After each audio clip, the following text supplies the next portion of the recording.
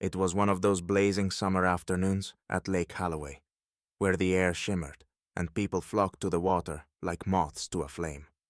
Mark, a fit, laid-back guy in his early 40s, sat on the dock baiting his fishing line. His red MAGA cap, snug on his head, attracted a few sideways glances, but he didn't care. He wasn't here to argue politics, just to fish. A few yards away, Karen strutted along the edge of the lake like it was a runway. Mid-50s, sharp blouse, oversized sun hat, and heels unsuited for the soft ground, she looked more prepared for brunch than a day by the water. Dragged here by friends, she scanned the crowd, her eyes narrowing when they landed on Mark. "That hat," she muttered, rolling her eyes, loud enough for no one to care. Karen busied herself with her phone, swiping and typing like she was managing a corporate crisis. Distracted, she misstepped, letting out a shrill scream as she tumbled into the lake. Her phone vanished beneath the surface, and her sun hat drifted away as if trying to escape her drama. "Help! I'm drowning!" she shrieked, flailing in the water like a marionette with tangled strings. Heads turned, but no one acted. Mark sighed, muttering, "Guess it's me," before diving in. In a few swift strokes, Mark reached Karen, who clung to him like he was her last hope, which, to be fair, he was. "Calm down," he said, his tone as steady as his grip. "You're making this harder." He dragged her to the dock, where a small crowd had gathered, phones raised, capturing every second. Once Karen was safely hoisted up, people clapped, and Mark, soaked but unfazed, grabbed his dripping MAGA cap and popped it back on. Karen, gasping and drenched, glared at him with barely concealed disgust. "Of course it's you," she spat, her voice dripping with venom. Mark smirked, tipping his cap. "You're welcome." Then, without waiting for gratitude, he returned to his fishing rod, leaving Karen to stew in a mix of lake water and indignation. The next morning, Mark was enjoying a quiet moment at his favorite diner, a steaming cup of coffee in hand. He was halfway through the crossword when the bell above the door jingled and two uniformed officers walked in. They scanned the room before zeroing in on him. "Mr. Thompson?" one asked, his tone all business. Mark set down his mug and looked up, puzzled. "That's me. What's this about?" The taller officer shifted uncomfortably. "We need to talk about an incident at the lake yesterday. A complaint's been filed against you." Mark blinked, caught off guard. "A complaint? For what?" The second officer, clearly less enthusiastic about this than his partner, cleared his throat. "Karen McAllister claims you harassed her during the rescue."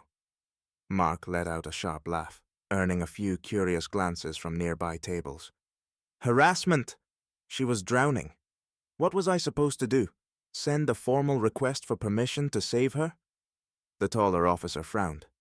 "She alleges that your actions during the rescue were inappropriate." Mark shook his head, incredulous. "Inappropriate? I was saving her life. If I hadn't jumped in, she might still be at the bottom of that lake." By now, the diner was dead silent, all eyes on the unfolding drama. A few regulars exchanged knowing looks, muttering about typical Karen behavior. "Do you have any witnesses?" the second officer asked, though his tone suggested he already suspected this was a waste of time. Before Mark could respond, a teenage voice piped up from the counter. "I saw the whole thing!" The officers turned toward the boy, who was mid-bite on a stack of pancakes. He waved his fork for emphasis. "He didn't do anything wrong. Actually," he pulled out his phone, grinning. "I got the whole rescue on video. Wanna see?" Mark smirked, leaning back in his seat. "Looks like my alibi just went viral." The officers exchanged a glance, one stifling a chuckle, while the taller one sighed. "Looks like this case just solved itself." Mark raised his coffee cup in mock salute. "Glad we cleared that up." Later that afternoon, Mark sat in the small, stuffy precinct office, the faint hum of an overhead fan doing little to cut through the tension. Across the table, the lead officer, a gruff man in his 50s, leaned over a laptop playing the video on repeat. Karen's dramatic flailing was on full display, accompanied by muffled gasps from the crowd on the recording. The angle shifted to show Mark's swift dive into the water, his steady movements starkly contrasted by Karen's chaotic thrashing. The officer hit pause, leaning back in his chair and rubbing his temples. "Well, Mr. Thompson," he began, his tone exasperated, "it looks like you're off the hook. This video clears you of everything." Mark, leaning casually with one arm draped over his chair, smirked. "Didn't think saving someone's life needed a defense team, but good to know." The officer cracked a small grin before glancing at his partner, who chuckled softly. "You've got a point," the lead officer said. "But Karen? She might need a lawyer of her own. Filing a false police report? Not exactly a slap on the wrist situation." Mark raised an eyebrow. "So, you're telling me I saved her life, and she might end up in more trouble than me?" The officer shrugged, his grin widening. "That's the way the world works sometimes." As Mark stood to leave, the door swung open, and the teenager from the diner burst in, holding up his phone like a trophy. "Hey, Mr. Thompson," he called out. "I uploaded the video. It's already blowing up. People need to see how nuts this is." Mark paused, his hand on the doorframe. "You sure about that?" he asked, though the twinkle in his eye betrayed his amusement. "Absolutely," the teen said, grinning. "This is too good to keep quiet." Mark hesitated for a second before nodding. "Go ahead. Let the world see what crazy looks like." As he walked out of the precinct, the faint sound of the video playing again echoed behind him. He smirked to himself, imagining the online storm brewing, and tipped his MAGA cap to the setting sun. Within hours, the video of Mark's heroic rescue and Karen's over-the-top accusations spread like wildfire across social media. Her flailing arms, shrill screams, and the moment she spat venom at the man who saved her life became instant internet fodder. Memes popped up with captions like, "Thanks for saving me, now let me ruin your life," and Karen, the drowning edition. Online commentators had a field day dissecting her lack of gratitude and audacity to file a harassment complaint. Self-proclaimed detectives even dug into her background, sharing photos of her neighborhood association meetings with captions like, "The true HOA overlord strikes again."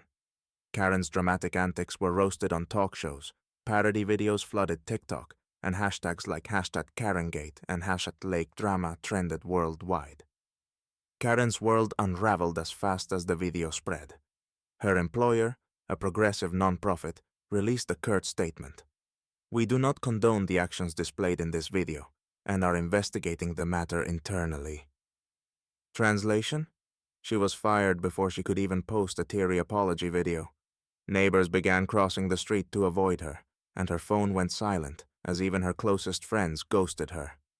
Karen's fall from grace wasn't just steep, it was televised. Meanwhile, Mark's quiet life exploded into chaos of a different kind. Letters of gratitude poured in, alongside requests for interviews and even campaigns to draft him for office. Mark for mayor signs popped up in front yards, complete with tiny MAGA hats drawn on. When a major news outlet called for a primetime feature, Mark chuckled, politely declining. "I'm just a guy who likes to fish," he told them. Weeks later, while taking his usual walk around Lake Holloway, Mark spotted Karen sitting alone on a bench. Her once perfect posture was slumped, her face pale as she stared at the water like it held all her regrets. When their eyes met, she quickly turned away, the weight of shame too heavy to face him. Mark tipped his MAGA cap with a slight smirk and kept walking, leaving Karen to stew in the silent lesson the lake had taught her. Sometimes, drowning isn't the worst thing that can happen.